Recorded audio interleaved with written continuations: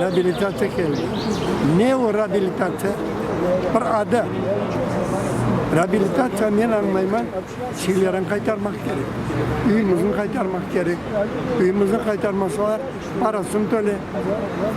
Şeylerimizi aldılar.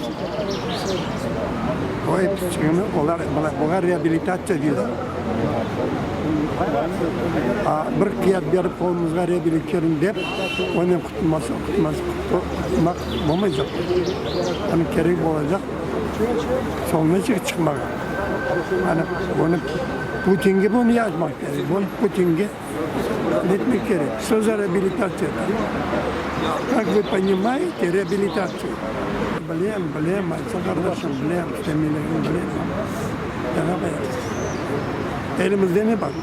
Elimizde buna. Kana çıkıp bir iki aynı yerde lozukla çıkıp tere buyu modet deyip çıkıp bir kere yalıp straflarlar. Yalk edip kapanlar. Ben de en son bir gün straf ederler, 15-20 bin. Hani bir daha çıkmaz demez. Pensiyon verirsin bir pensiyon.